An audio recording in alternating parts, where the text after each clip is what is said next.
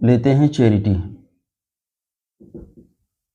Charity का adjustment कैसे करते हैं फाइनेंशियल स्टेटमेंट में देखना है। यहां पर हमने लिया extract of trial balance, trial balance का एक्सट्रैक्ट लिया है। यहां पर purchase charity in form of goods, जो गुड्स के फॉर्म में होती है उसकी बात कर रहे हैं। बात समझ में आ रही? सपोज करिए कि परचेजेज हमारी 50,000 की है, यहां एडजस्टमेंट लिखा हुआ है। एडजस्टमेंट में लिखा है गिवन चैरिटी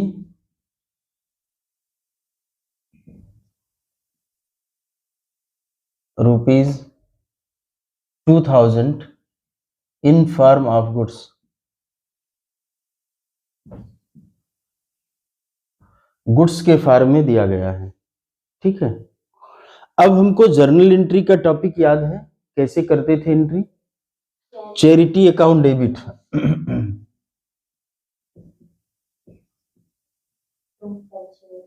टू परचेज, यहां हो जाएगा 2,000, ये 2,000, ठीक। अब ध्यान देना है कि कैसे एडजस्ट करेंगे इसको, इस पर ध्यान देना है। यहां पर हमने बनाया चैरिटी का अकाउंट,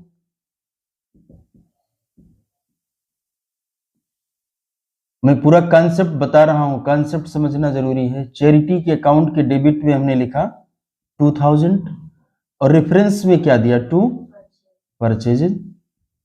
अब हमने बनाया परचेजेज का अकाउंट,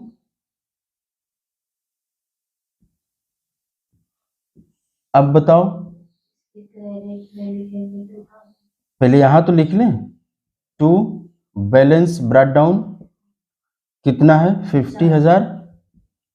यहां पर क्या लिखेंगे? By charity 2,000। ये बात समझ में आ रही है? अब ये ध्यान देना है, ये चैरिटी क्या है? एक्सपेंस नेचर का है। अगर एक्सपेंस है तो कहां जाएगा? पीएल में। बात समझ में आ रही है? अगर एक्सपेंस है तो कहां जाएगा? पीएल में। तो इसका मतलब हम यहां पर लिख देंगे बाई प्रॉफिट एंड लॉस 2,000 और इस अकाउंट को हम क्लोज कर देंगे। परचेजेस कहां लिखते हैं? ट्रेडिंग में। परचेजेस ट्रेडिंग में लिखते हैं। अब हम आएंगे ट्रेडिंग में, दिख रहा ना?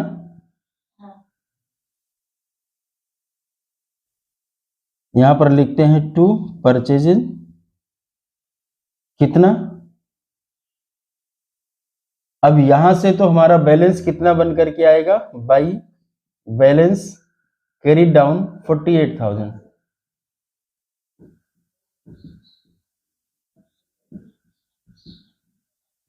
तो हम यहां पर टू परचेजेस सीधे 48,000 लिख सकते हैं, लेकिन कब? जब अकाउंट बनाया हो। और अगर अकाउंट नहीं बनाया है तो क्या करते हैं? इसी में से 50,000 करते हैं और लेस कर देते हैं क्या? चैरिटी कितना? 2,000 और ये हो गया 48,000। क्लियर है? दूसरा क्या है चैरिटी के बाद? सैंपल। सैंपल में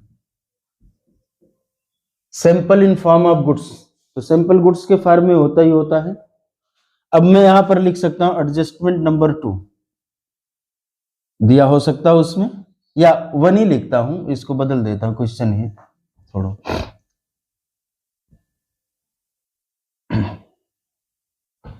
पूरा फिर से लिख देता हूं।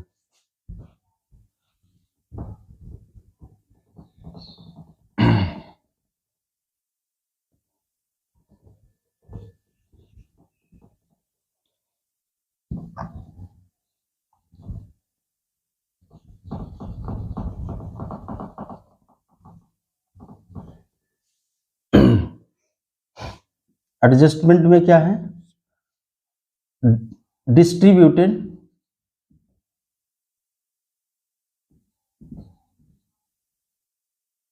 फ्री सैंपल ऑफ रुपीज 5000, 5000 का सैंपल हमने डिस्ट्रीब्यूट किया है। वो कहां से कम होता है? जो हम खरीद करके लाए हैं, जब उसको गुड्स के नेचर में दे रहे हैं तो गुड्स क्या होती है? गुड्स का नाम यहाँ क्या पड़ा होता? परचेज। हम लोगों ने जनरल एंट्री में समझा था ना कि गुड्स जब आता है तो उसको हम परचेज कहते हैं और जब जाता है तो सेल कहते हैं। उसका रीजन था, हमने बताया था, वहां प्रॉफिट जुड़ करके जाता था, ठीक है। लेकिन जब प्रॉफिट जोड़ के नहीं जाता है तो टू परचेज कहते हैं। सैंपल क्या मैं प्रॉफिट जोड़ के करूंगा? ये रे मैं तो सोच रहा था कि मैं इसको 10,000 बेचूंगा, लेकिन मैं खरीद कितने के लाया था? 8। तो मैं यहाँ पर क्या कहते हैं, टू सेल नहीं लिखते हैं, हम 10,000 नहीं जोड़ करते हैं। क्यों 10,000 नहीं करते हैं? क्योंकि गुड्स जा रहा है ना, और वहां पर गुड्स जा भी रहा था और प्रॉफिट भी उसके साथ में आ रहा था, तो इसलिए दोनों को जोड़ करके उसको रेवेन्यू बनाया था। तो यहां पर हम लोगों ने क्या किया? डिस्ट्रीब्यूटेड। तो हम यहां सैंपल अकाउंट डेबिट कर सकते हैं या advertisement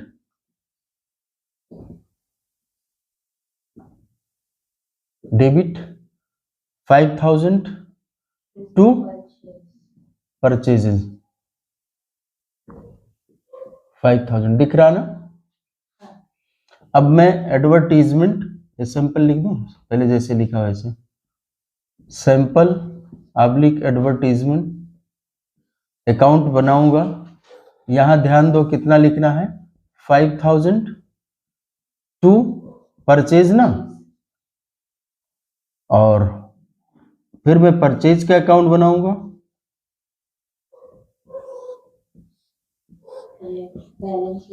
to balance BD 50,000 by sample या एडवर्टीजमेंट 5,000। अब परचेज का बैलेंस कितना बचा? 45।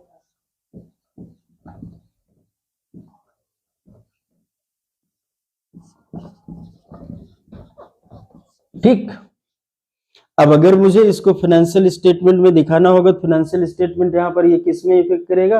पीएल में। तो यहां पर हमने एक ट्रेडिंग बनाया।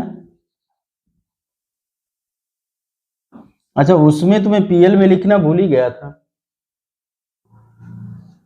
ट्रेडिंग में आएंगे, टू परचेजेस लिखेंगे, कितने से?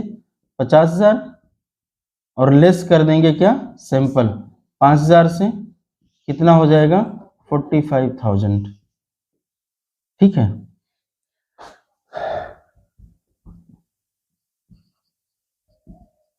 ट्रेडिंग का वहां पीछे एक काम भूल गए थे, पीएल में एंट्री नहीं किया था ना, कर देते हैं, समझाया था लेकिन किया नहीं था। यहाँ पर by profit and loss account 5,000, तो यहाँ पर भी हम क्या करेंगे? Profit and loss account open करेंगे और इसमें जो है ले जाएंगे, क्या लिखेंगे?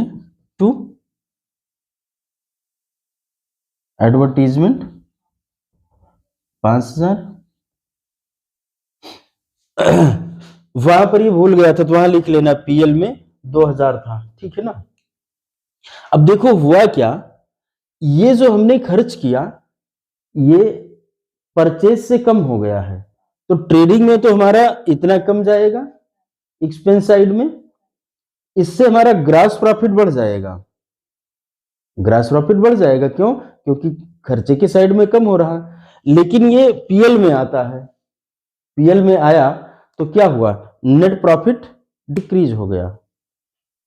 बात समझ में आ रही? नहीं। अच्छा, अब मैं पूछता हूं, जैसे हमने ट्रेडिंग और पीएल बनाया हुआ है ये, ठीक है, ये समझा मैं इसलिए रहा हूं कि जरूरी है, trading and profit and loss account, ठीक। इससे मतलब इसकी वजह से नेट प्रॉफिट पर कोई इफेक्ट नहीं पड़ेगा, क्योंकि यहां पर जीपी से एडजस्ट हो जाता है ग्रॉस प्रॉफिट से, ठीक है ना। अब मैं क्वेश्चन लेता हूं, मान लो टू परचेज है, इसमें ओपनिंग स्टॉक वगैरह नहीं है, 50,000, और बाई सेल्स है, क्लोजिंग स्टॉक भी नहीं है, 70,000, तो ग्रॉस प्रॉफिट कितना हुआ बताओ?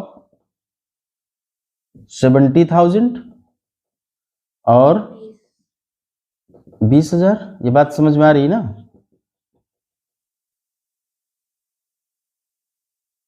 दिख रहा? अब यहां पर मैं क्या लिखूंगा? बाई ग्रास प्रॉफिट कितना?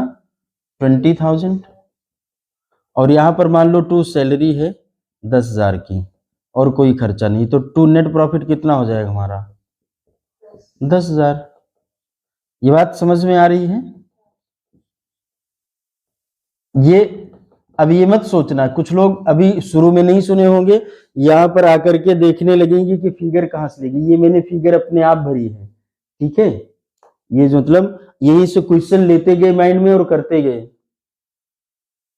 ठीक? अगर क्वेश्चन लिखना ही है तो मैं लिख देता हूं।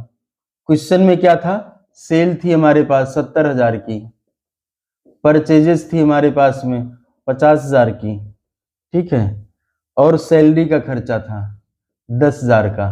ये क्वेश्चन हो गया या सॉल्यूशन हो गया? हाँ, कुछ लोग इसी में कंफ्यूजन में चले जाते हैं, पहले तो ध्यान नहीं दिए, बाद में एकाएक जग गए, फिर पता चला कि आया कहां से है। क्लियर? अब मैं जो समझा रहा था, मैं ये समझा रहा था कि सपोज करो इस क्वेश्चन में एक चेंज आए और वो करना मैं भूल गया था। इसने कहा कि एक चैरिटी दी गई है, ये सैंपल मान लो, कोई भी इसे होगा, इसमें एक चीज लिखना वो भूल गया था, सैंपल कितने का? 2,000 का। तो मैंने कहा कोई बात नहीं, तुम यहां 48,000 लिख दो, यही करोगे ना? 50,000 माइनस 2,000 48 हो गया। हमारा ग्रास प्रॉफिट कितना हो जाएगा बोलो? 22,000।